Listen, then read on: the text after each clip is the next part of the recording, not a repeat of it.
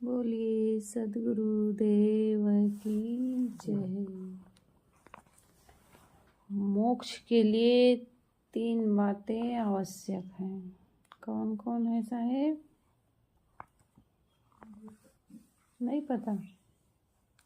पता तो है, बहुत सारी बातें हैं। अब क्या बताऊं, ऐसा लगता है ना। लगता है मोक्ष के लिए आवश्यक 3 बातें बहुत जरूरी हैं जो साधक को। निर्वाह में प्रारब्ध पर निर्भरता, स्वरूप का यथार्थ बोध और मुक्ति रहस्य की पूर्ण परीक्षा। ये 3 बातें मोक्ष प्राप्ति में अति आवश्यक है। कौन कौन?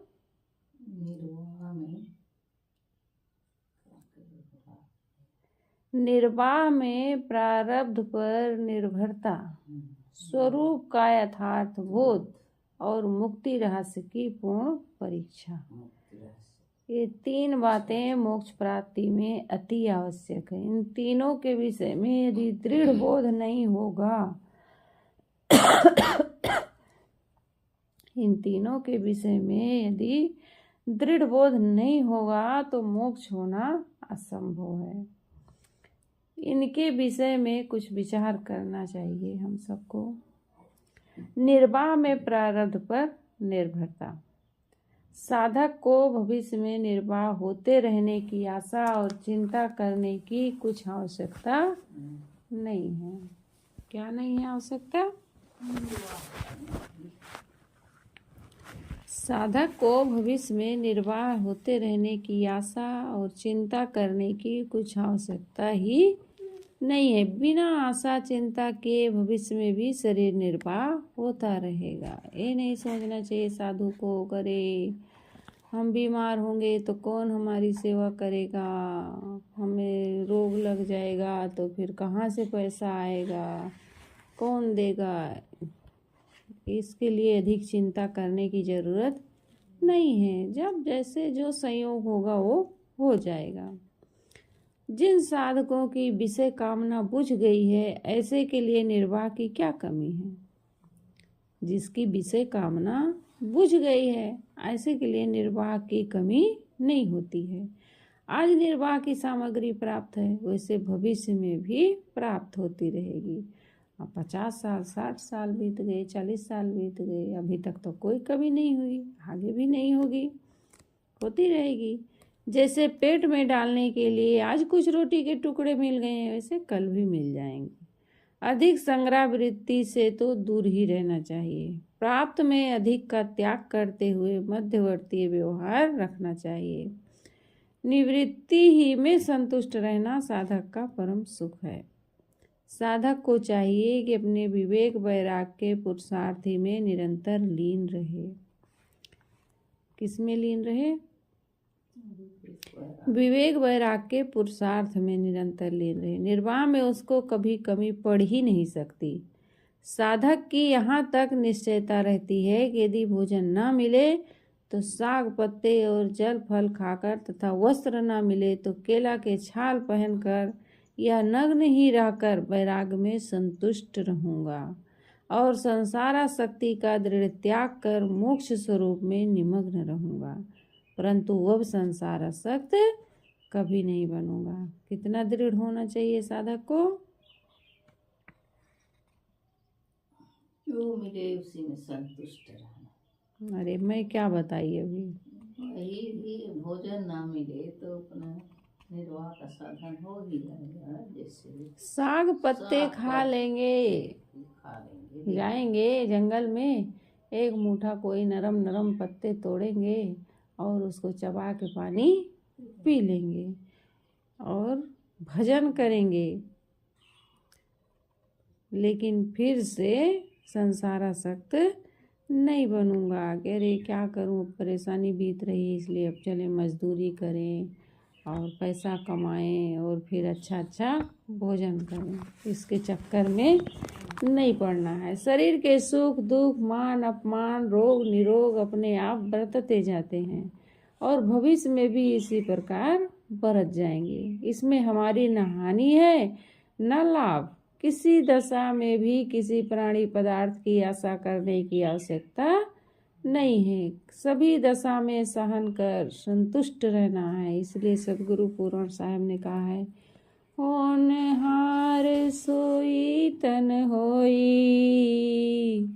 ताहि मानी जीव काहे के रोई। तू अविनाशी सुख में कहिए, याहि जानी धीरता लहिए। मन की आशा ही कमी का अनुभव कराती है। होनहार सोई तन होई, जो होना होगा वही होगा। अब इसमें हानि लाभ मान करके क्यों हम दुखी सुखी होए। तू तो अविनाशी है। मन की आशा ही कमी का अनुभव कराती है। सब आशा दूर होते ही सब कमी का अभाव हो जाता है। साधक को निर्वाह के लिए किसी प्राणी, पदार्थ, परिस्थिति, देश की किंचित मात्र भी आशा करने की आवश्यकता नहीं है।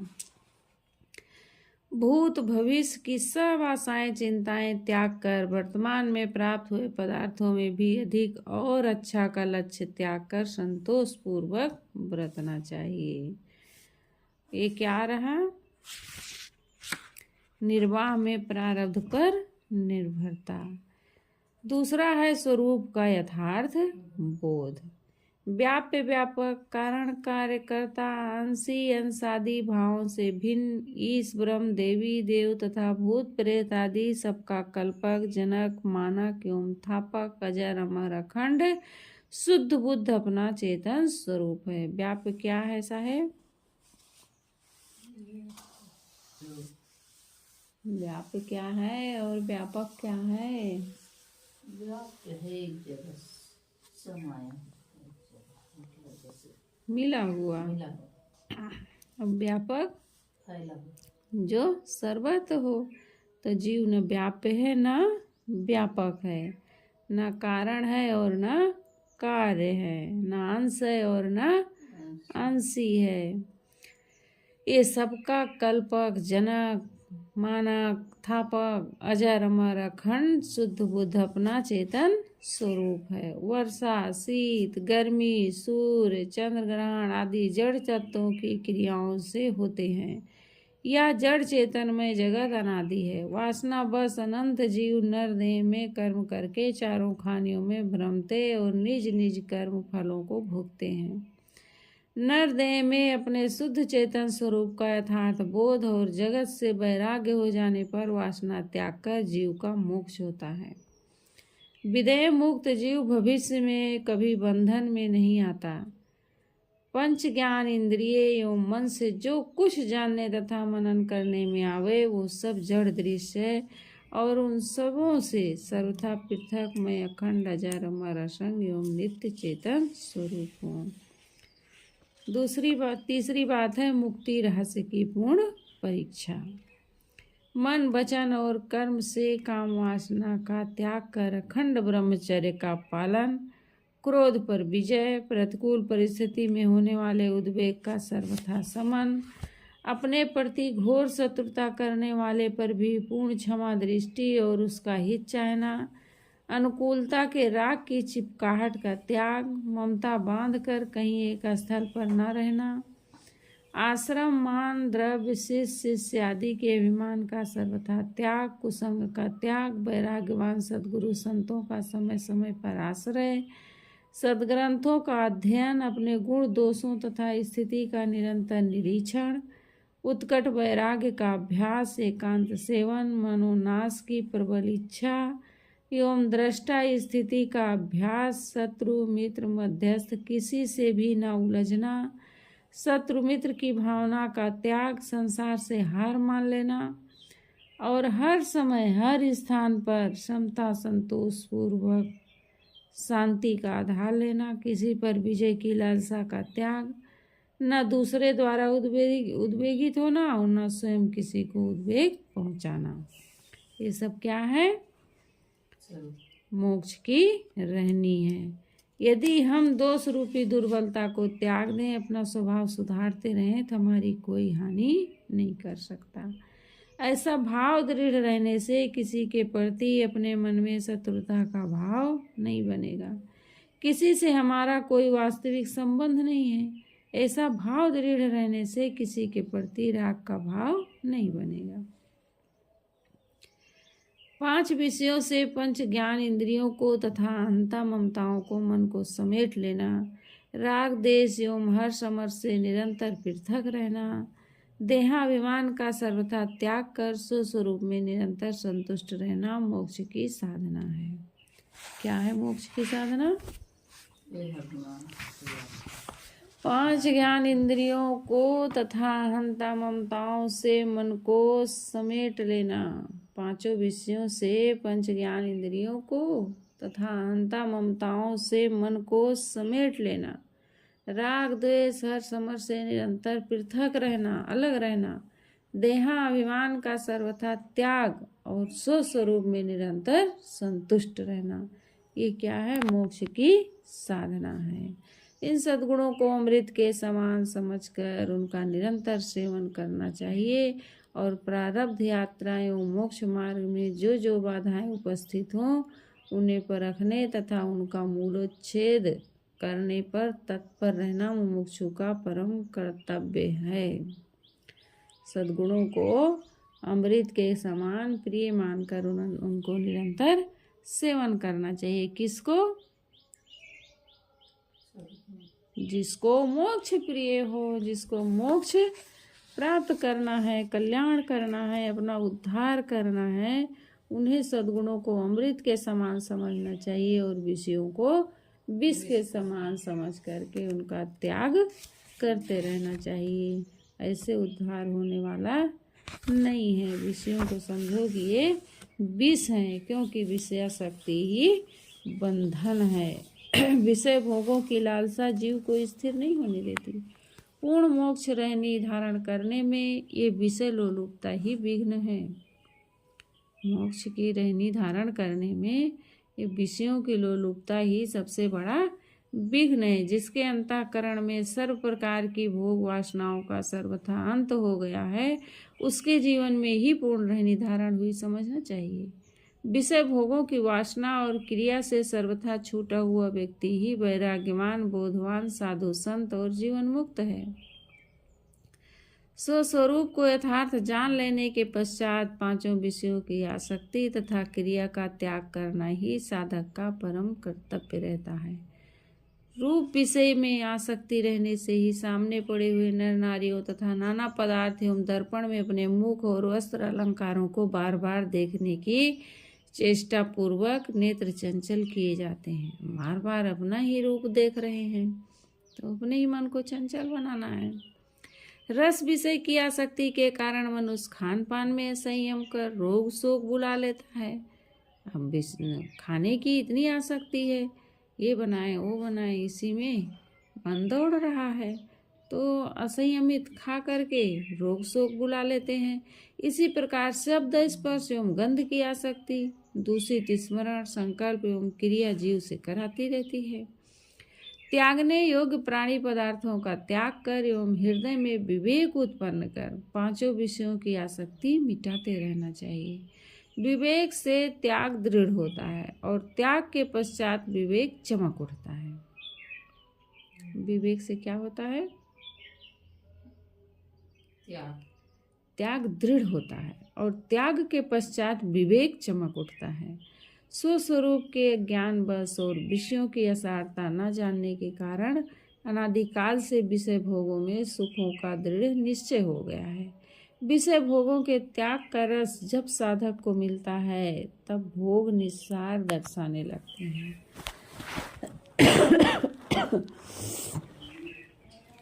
साधना में साधक को आनंद आना चाहिए। तब जब तक आनंद, साधना में जब तक आनंद नहीं आएगा तब तक भोग जो है विषय भोग वो अच्छे लगते हैं, मन उनमें ज़्यादा सुख मानता है। और जब साधक को त्याग में रस आने लगता है, साधना में रस आने लगता है, तब संसार के जितने भोग हैं वो निस्सार लगने लगते हैं। अब कितने हैं संत बन गए हैं, साधना कर रहे हैं बहुत दिनों से, लेकिन धीरे धीरे उनका मन कहाँ लग जाता है? राजनीति में लग जाता है। अब इसका मतलब है उनको साधना में आनंद नहीं आ रहा है, राजनीति में आनंद आ रहा है। इतना महानता को धारण किए हैं, संतों का महापवित्र भेष धारण किए हैं, लेकिन फिर भी कहाँ मन लग रहा है?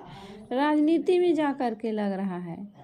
तो इसका मतलब है कि उनको वहाँ आनंद ज़्यादा आ रहा है, उनको साधना का आनंद मिला ही नहीं है। जिसको साधना का, भक्ति का, सत्संग का, मन को संयमित करने का जिसको आनंद आ जाएगा, संसार के दुखों से छूटने का जो प्रयत्न करता रहेगा, वो उसमें नहीं लगेगा। गुरुदेव जी बार बार कह रहे थे कि इनको साधना का आनंद नहीं आया है अभी, इसीलिए उनका मन दूसरी जगह जाके लग रहा। जब साधक को त्याग का रस मिलता है तब भोग निस्सार लगते हैं। जिसके हृदय से सब प्रकार की विषयासक्ति का सर्वथा त्याग हो गया, उसे सर्व विषय विषम सम प्रतीत होते हैं। जिसके हृदय से विषयासक्ति सर्वथा मिट गई है, उसे विषय विष के समान प्रतीत होते हैं। त्याग का सुख वाणी से अतीत है। विषयों की आसक्ति का मुख्य कारण शरीर की आसक्ति है। विषयों की आसक्ति का मुख्य कारण शरीर की आसक्ति है। शरीरासक्ति मिट जाने पर किसी भी विषय की आसक्ति नहीं रह जाती। ये शरीर तो हाड़ मांस मल मूत्र रक्त पसेव आदि का थैला है, रोग शोक और विपत्तियों का केंद्र है, नित्य परिवर्तनशील क्षणभंगुर एवं नाशवान है। जो शरीर हर क्षण काल का कवल हो रहा है, उसकी आसक्ति केवल प्रमाद से ही सुरक्षित है। शरीरासक्ति मिट जाने पर विषय वासना के जाल अपने आप नष्ट हो जाते हैं। शरीराभिमान से रहित होकर कोई भी विषयासक्त नहीं रहता। शोक मोह क्रोध एवं भय का कारण केवल शरीरासक्ति है। इसके मिटते ही संस्कृति चक्र स्थगित हो जाता है। मैं देह से सर्वथा भिन्न शुद्ध चेतन हूँ। इस भाव में ज्ञानी की निरंतर दृढ़ स्थिति होने पर मनुष्य जीवन का चरम उद्देश्य पूर्ण हो जाता है। साधक को हर समय सोचना चाहिए कि मैं देह से सर्वथा भिन्न शुद्ध चेतन हूँ। इसका स्मरण निरंतर होना चाहिए। इस भाव में जब दृढ़ता हो जाती है, तब समझो मनुष्य जीवन का चरम उद्देश्य, परम उद्देश्य पूरा हो गया। यानी कि वो कल्याण स्थिति को प्राप्त कर लिया, मोक्ष को प्राप्त कर लिया। तो मोक्ष के कितने साधन बताए? 3 साधन। कौन कौन है? प्रारब्ध पर निर्भरता और स्वरूप का अपने यथार्थ बोध होना चाहिए। प्रारब्ध की चिंता, जीवन निर्वाह की चिंता नहीं करना चाहिए साधक को, जो कल्याण चाहते हैं। और दूसरी बात है, अपने स्वरूप का यथार्थ बोध होना चाहिए। अनात्मा का उसे ज्ञान होना चाहिए। मैं कौन हूँ, मेरा कर्तव्य क्या है, कल्याण कैसे होगा, या मैं शुद्ध चेतन हूँ, इसका उसे बोध होना चाहिए। और निरंतर उसका चिंतन भी होना चाहिए। तो दूसरा है स्वरूप का अपने यथार्थ बोध हो। और तीसरा है मुक्ति की पूर्ण परीक्षा होना चाहिए। कौन सी परीक्षा होना चाहिए? मुक्ति की पूर्ण परीक्षा क्या है? शरीर को अपने मन को, अपने स्वभाव को, अपने गुणों को, अपने दोषों को देखें और जो दोष हैं उनको विष के समान समझकर त्याग कर दें और सद्गुणों को अमृत के समान समझ करके उसको धारण करें और निरंतर अपने स्वरूप में संतुष्ट रहें। ना किसी को दुख दें, ना किसी के उद्वेगित करने पर उद्वेगित हों। यही सब मोक्ष की रहनी है। जो सद्गुणों को अमृत मानकर उनका निरंतर सेवन करेगा और विषयों को विष के समान समझकर उनका त्याग करता रहेगा, उसी का तो कल्याण होगा। ये मोक्ष के 3 रास्ते हैं, 3 उपाय है, 3 साधन है। जो इनको धारण करेगा इन तीनों बातों को, उसका अवश्य ही कल्याण